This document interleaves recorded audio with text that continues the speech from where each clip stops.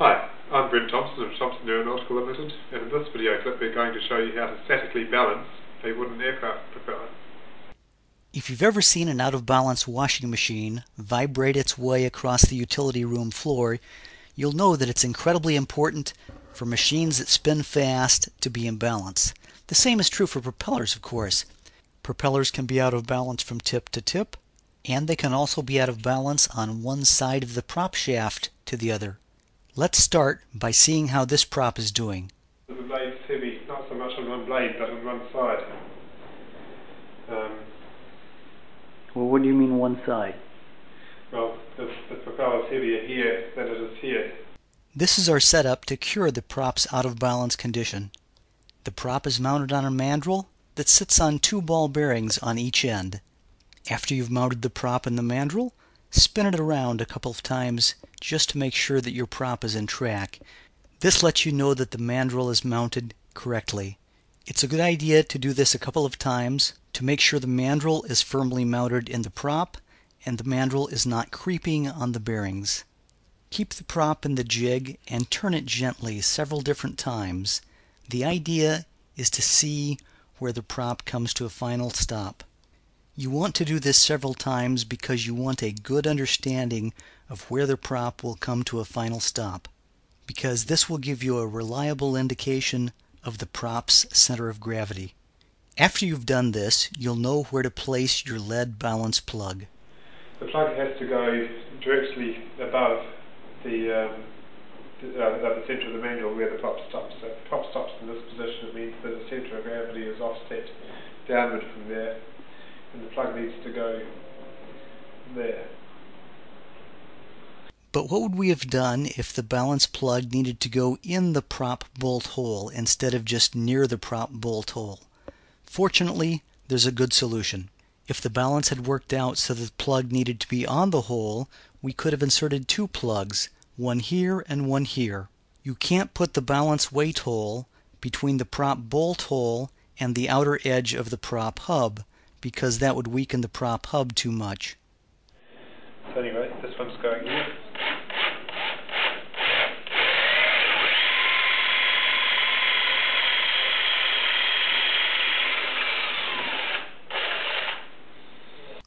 Now you're ready to install your lead balance weight in the hole you've just drilled in the prop hub, and give it a gentle spin to see how your balance works out.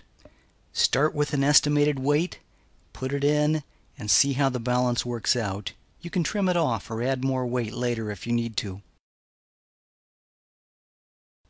At the moment the prop's not turning. That's a good sign because it means we're pretty close.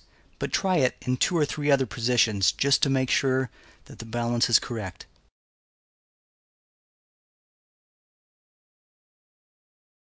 This is a slow process, so we're going to take a few minutes and let you watch this in real time to see what it looks like.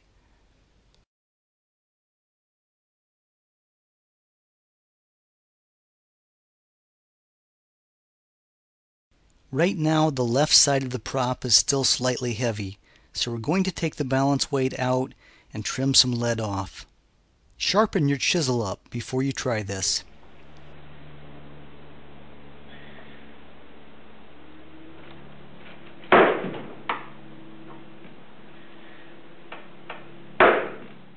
I think that will be good enough. Now let's try it in the prop again. So try it in the hole again. Let the prop go.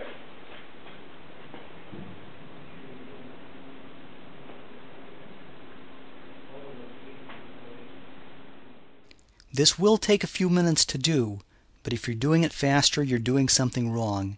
In this case, the lead weight is still slightly heavy, so we'll take another tiny bit off. You want to get the balance to the point where you can leave the prop in any position and it will stay there.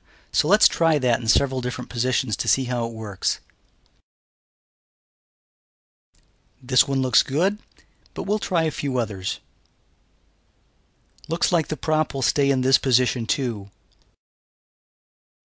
Make sure that you don't have any wind blowing through your workshop that might mess up this test.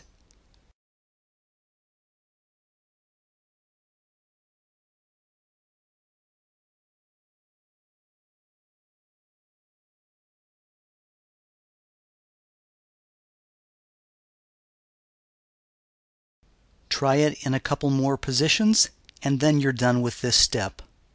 Now you're ready to glue the lead weight in place with 5-minute epoxy. Put some glue in the hole first, and then follow up with the lead weight. Left-handed so I can see better.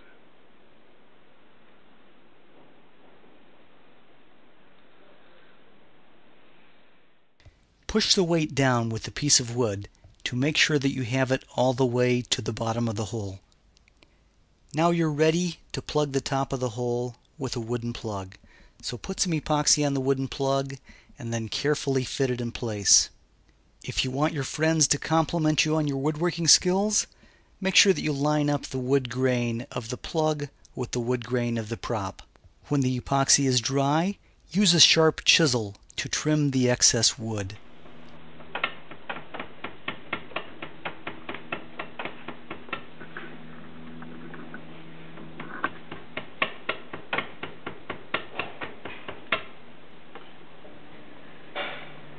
After the plug is trimmed flush, dab a couple of dabs of epoxy or varnish on the top of the plug to protect it from weathering.